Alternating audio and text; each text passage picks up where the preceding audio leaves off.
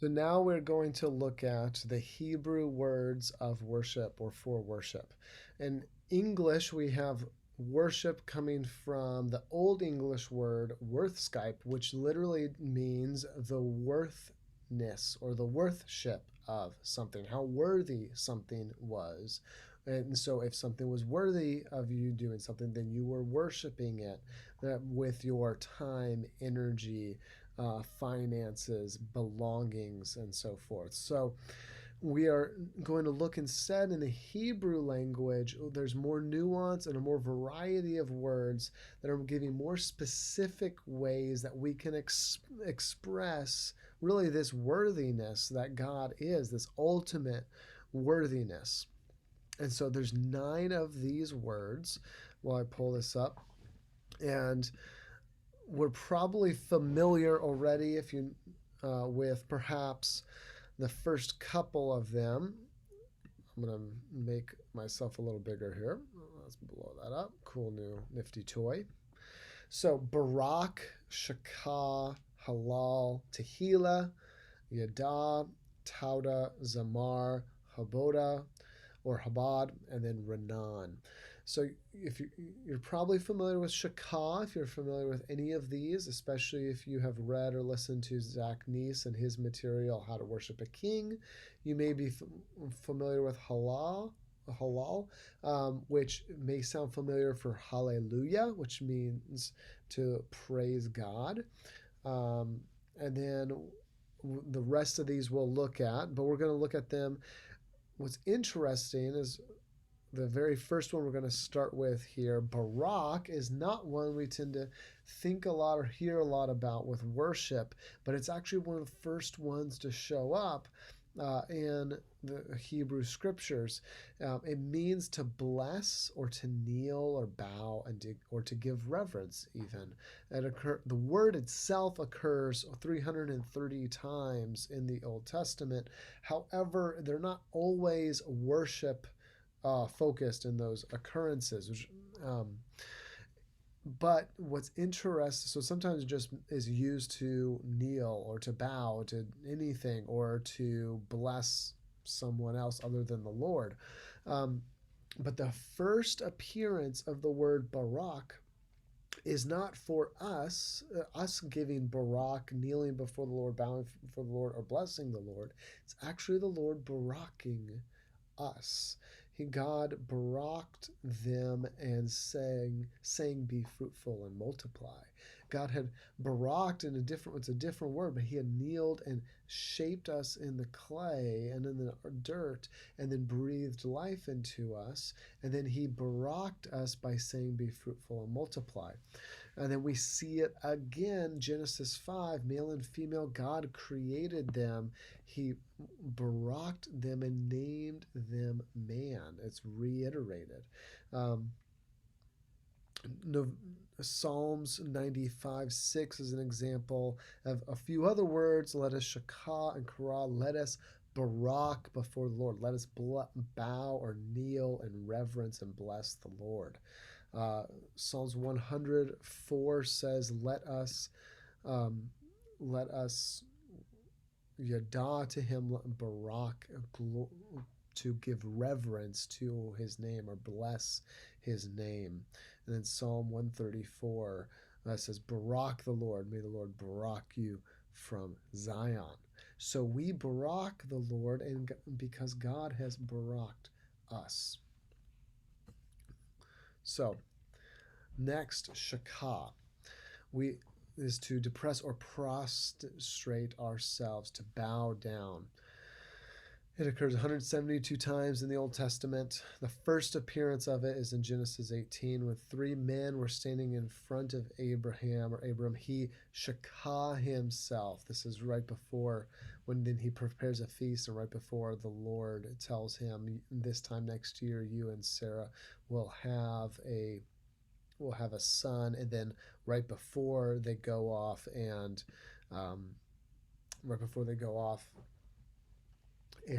conquer or destroy Sodom and Gomorrah.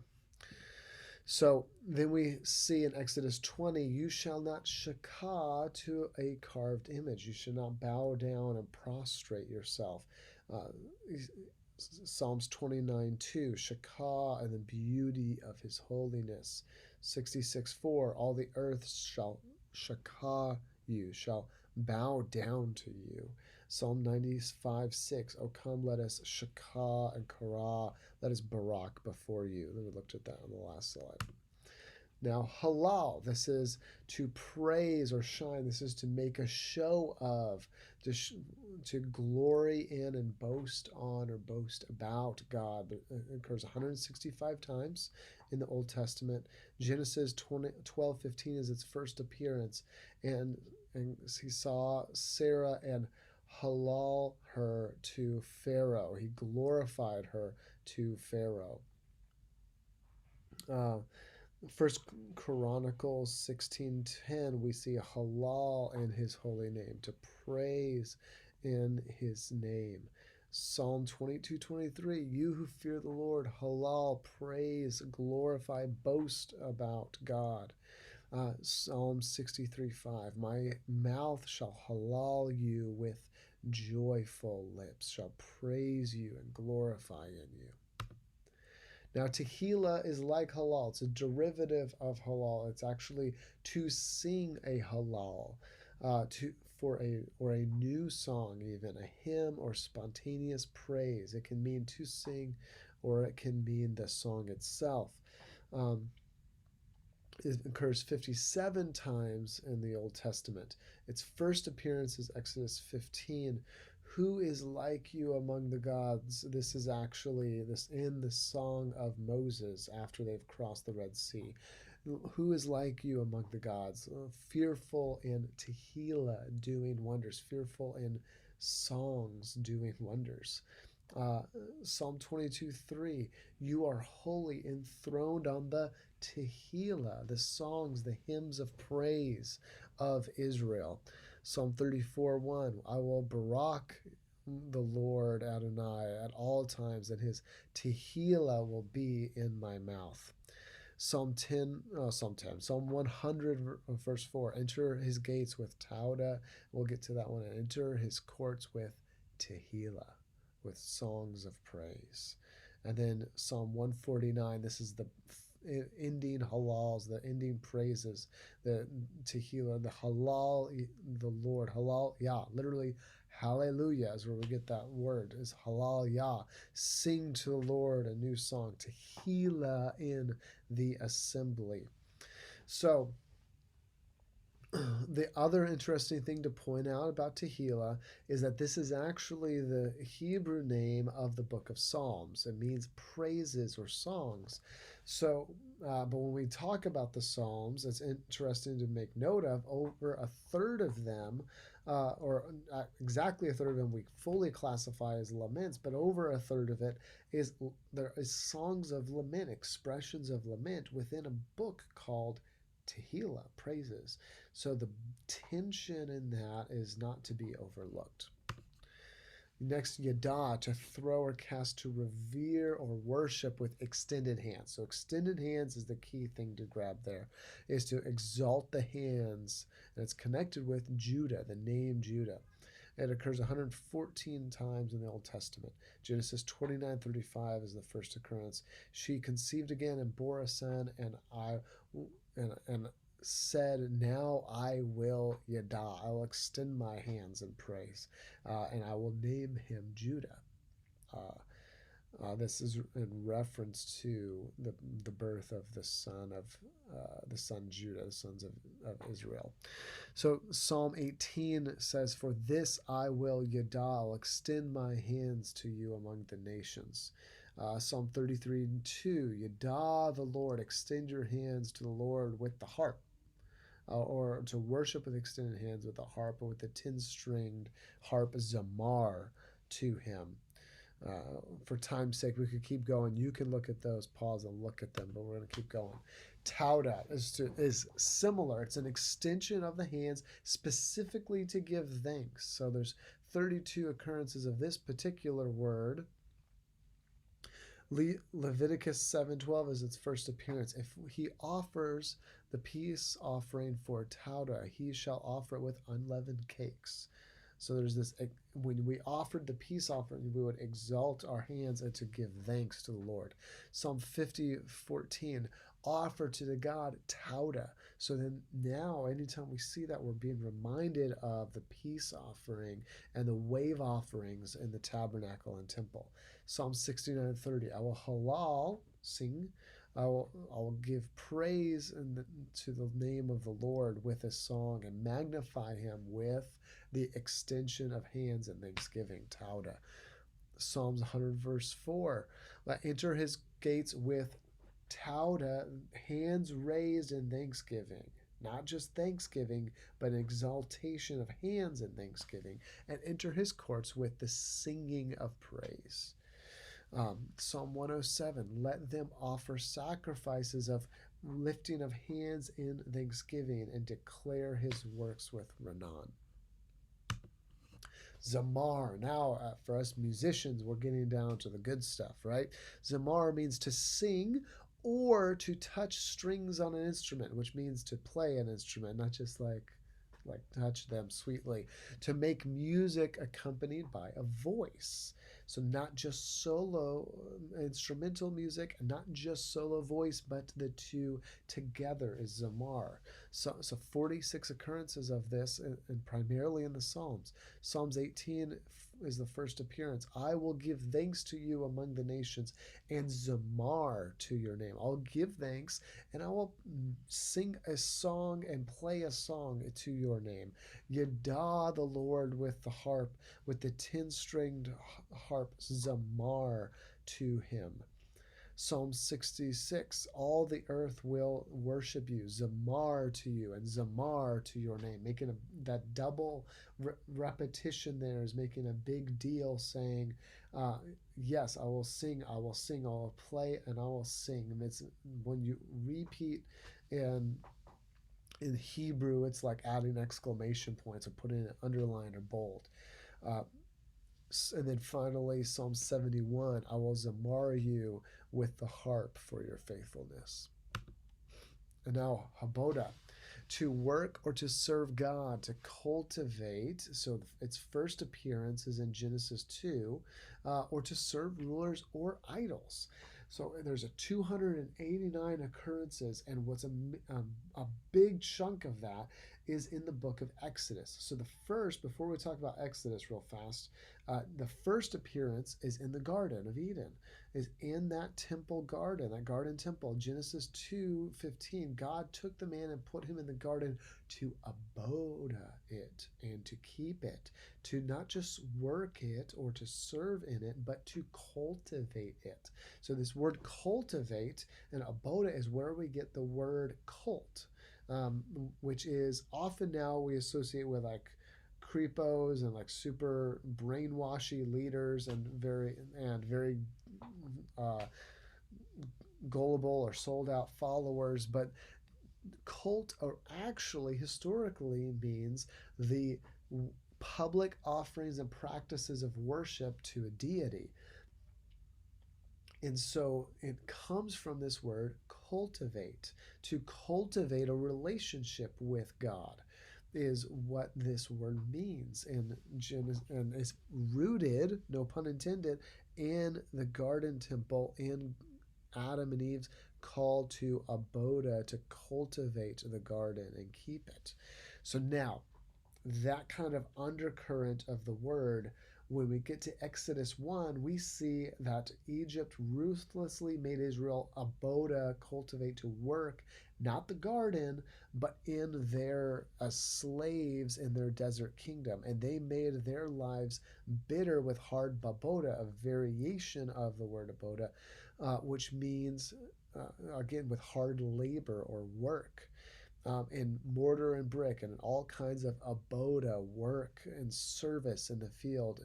In all their abodam, they ruthlessly made them aboda. Over and over again, we see 5 appearances and variations of this word in just these 2 sentences. The author of Exodus is making a point that this is what these people are doing. And then look what happens in Exodus 7 and other times. Every time God says, let my people go, he doesn't just say, let my people go.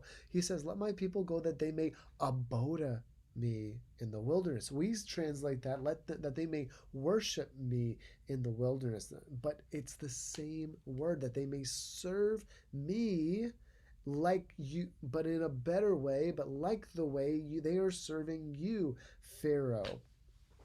Um, and then we see in Exodus, this is the crux of what Pastor Hayford, Pastor Jack was saying in his chapter on the book of Exodus, is that the book of Exodus is all about worship. That is the heart of what the book of Exodus is really going on there.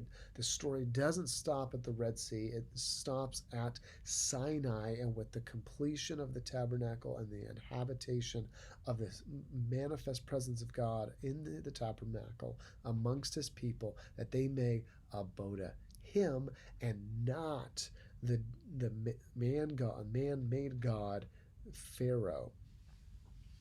And then finally, Psalms 2:11, abode, serve and work the Lord with fear and gill with trembling. Next. It just keeps going. So I forgot I have a whole other slide just for abode. And you see this, it is evil in your eyes to, if it is evil in your eyes to abode the Lord, choose this day whom you will abode, who you will serve. Whether the God of your fathers, abode in the region beyond the river, but as for me and my house, we will abode the Lord. All nations in Psalm 72 will abode, will serve the Lord. I'm going to keep going. Isaiah 19 sees a full reversal of the Exodus story where the Egyptians even will abode us and serve with sacrifice and offerings to the Lord. Finally, Renan, to give a ringing cry, a shout, a joyful song of praise. 58 occurrences, including the noun version, Renanan. And Deuteronomy 34 is the first time it appears. It says, Renan, O nations. 1 Chronicles 16. Then shall the trees of the forest renan before the Lord. Actually, sing before the Lord. Psalm 5:11. Let all who take refuge in you shamak, or rejoice, and let them ever renan, ring out in shouts of joy.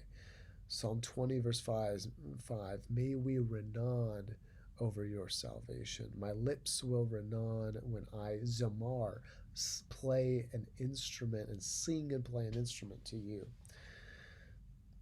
And again, let all of the trees of the forest renan, or to sing or shout in joy. And then Psalm 100, abode the Lord with gladness. Serve the Lord with gladness. Come before his presence with shouts of joy, ringing cries of joy. So in summary, our 9 Hebrew words, the ones in bold are the ones I really want us to grab onto. If you're not going to get all 9, get those 6 or so. So barak, to kneel or bless. Remember, the first person to barak is God to us as a way to bless, kneel next to us and bless us. Shakah, to bow down, to lay prostrate. Halal, to sing or boast in. To heal up, to sing a halal, or to sing a halal song. Yada, to extend the hands, and similarly, tauda, to extend the hands specifically in thanks. Zamar, to sing or play an instrument, or actually both. Aboda is to serve or cultivate. And finally, Renan, to shout or rejoice. I hope that helps you. I would love for you to take one of these and contemplate, meditate on them, meditate even just on one. What does that word, how does that expression of worship change your approach to worship? Which one of these do you do most easily? Which one of these are you most apprehensive about? and consider the one you're apprehensive about, or either or both this week, and then talk about it.